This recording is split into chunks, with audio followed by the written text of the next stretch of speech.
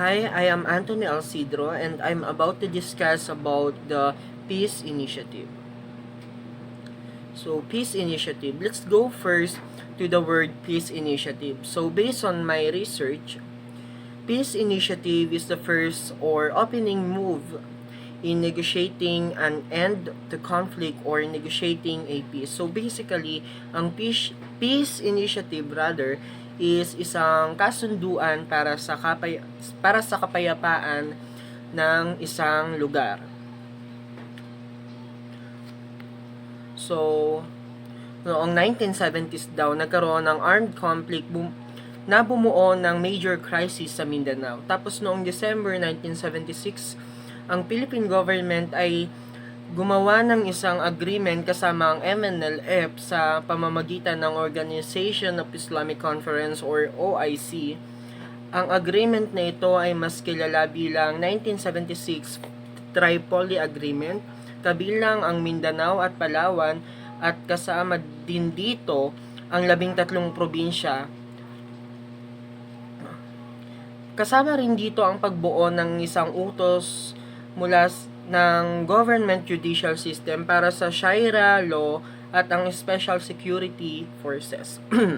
Noong namang 1977, si dating Pangulong Ferdinand E. Marcos at Batasang Pambansa ay naglabas ng isang series of law para ito'y ipatupad na 1976 only agreement. Ito ay resulta ng pagbuo ng Sangguniang Pampuok o mas kilala natin bilang isang regional council sa bawat rehiyon ng 9 at rehiyon ng 12 sa Mindanao, at ang solusyon na ito ay hindi tinanggap ng MNLF.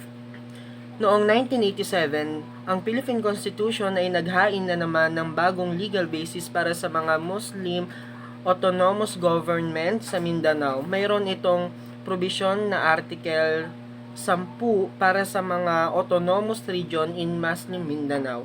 At noong 1990, ang ARMM ay nabuo upang protektahan ang mga probinsya ng Lanao del Sur, Maguindanao, Siargao, Kabunsuan, Sulu at Tawi-Tawi. At ang kanya-kanyang representasyon ay direktang bumoto para sa inklusyon upang maging bagong region. Nagkaroon na naman ng peace talk noong 1993 sa pamamagitan ng OIC at ng Indonesian government. Ang Philippine government at ang MILF ay pumirma noong 1996 at ito ay binansagang final peace agreement. At para makumpleto ang Tripoli Agreement ng government ng Pilipinas at ng Moro National Liberation Front, ang 1996 agreement ay tinawag na Special Zone of Peace and Development at ang pagsasanipersa ng MNLF at ng Philippine Military noong 2001. Ang batas ay hindi wasto upang maitungo sa direktang pagboto ng iba pang probinsya na may predominant Muslim population kasama na ang ARMM, ang Basilan at ang Marawi ay sumali sa grupo ng ARMM bilang isang resulta. Sa pamamagitan ng pagkapanalo noong 1996 sa halalan para sa mga posisyon sa ARMM, ang MNLF ay halos kumuha ng kapangyarihan mula noong 1996 sa 6 na probinsya at isang lungsod na may pangunahing populasyon ng Muslim. Ang autonomous region formula ay hindi kumpleto ng solusyon para sa kapayapaan sa Mindanao. Ang MILF ay nagdemand ng isang independent Islamic state sa Pilipinas at ang Philippine government ay kailangang makipag-deal upang maayos ito sa MILF. Ang Philippine government at ang MILF ay nagumpisa ng isang peace talk negotiation para sa isang political settlement noong 1996. At ito ay sinuportahan ng mga bansang Malaysia, Indonesia at Libya upang magkaroon ng GRP-MILF Tripoli Agreement of 2001.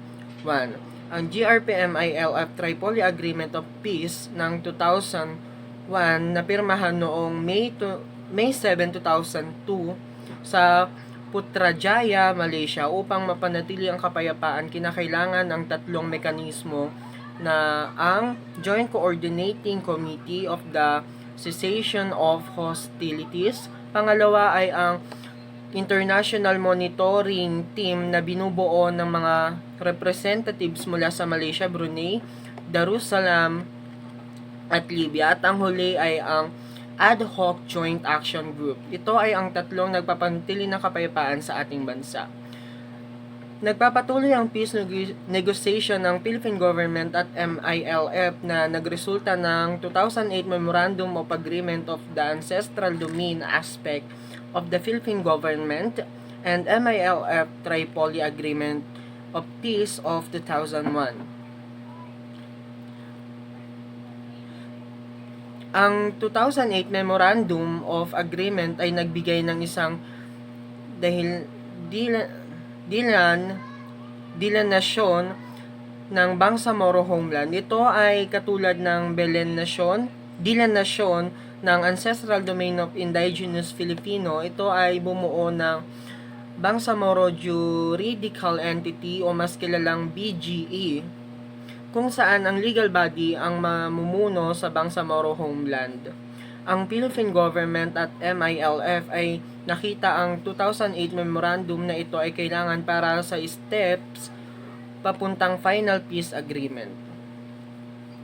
Pero bago pa mapirmahan ang 2008 Memorandum of Agreement of the Ancestral Domain aspect of the Philippine Government and MILF Tripoli Agreement of Peace of 2001 noong August 5, 2008 sa Kuala Lumpur, ito ang ginawang legality nito ay ang Christian bago ang Philippine Supreme Court. Ang Philippine Government ay nagdesisyong huwag pirmahan ng agreement dahil sa oposisyon ng race ng ilang Christian local government leaders sa Mindanao at ng iba pang political personalities.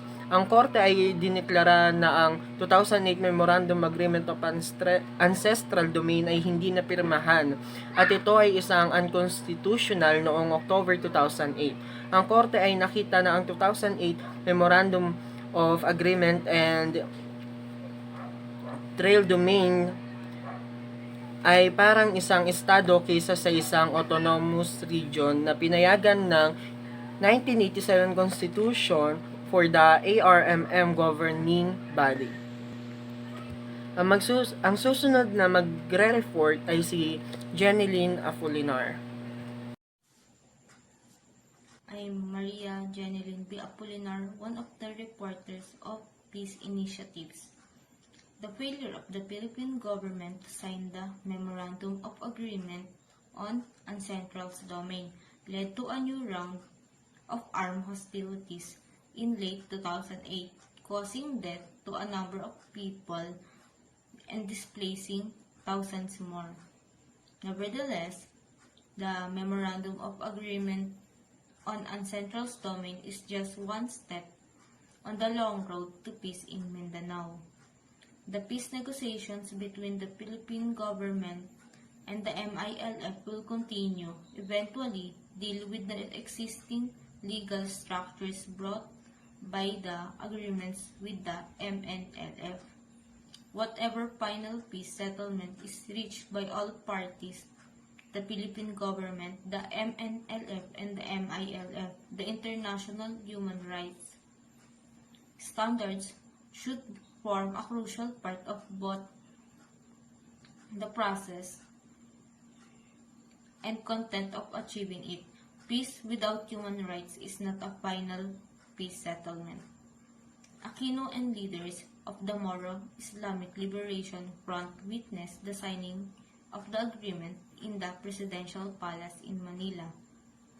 Malaysia's Prime Minister Najib Razak, whose country brokered the peace talks, attended the ceremony. The peace accord concludes formal negotiation that began in 2001. A ceasefire agreement had been in place since 1997 and has been largely observed by both sides. Previous presidents tried but failed to resolve the conflict. which has stunned growth in the region and helped to foster Islamic extremism in the country and elsewhere in Southeast Asia. Based on my research, the Moro conflict is an interest of the entire Filipino nation, and it should be consulted according to Executive Order Number 3 from 2001, necessitating two levels of consultation, local and national. It is unknown what this represents at this time. Even if the result of the Consult Mindanao were useful included into a peace deal. The opposition, who would still like to maintain the status quo, would insist that the entire Filipino country be consulted because it is a question of national interest and integrity. Based on Executive Order Number 3, this could result in a new Supreme Court case and new judgment against a document in the peace process. The ramification would be far more severe than last time, as it appears that the peace panels can only generate unconstitutional documents, although this is unsurprising given that they are negotiating outside of the constitutional framework. It is significant in terms of public perception of the conflict may contribute to delegitimize the peace process along negotiation lines, prompting the GRP to emphasize military action more. An existing of 5-province Muslim autonomous region is to be replaced by a more powerful, better founded, and potentially larger region to be called as Bangsamoro. The negotiations between the two parties and the mediator, Malaysia, were held in secret, and the public was not even informed of any successes or interim results. The Memorandum of Agreement on Ancestral's Domain was likewise expected to be signed without the document being publicized first.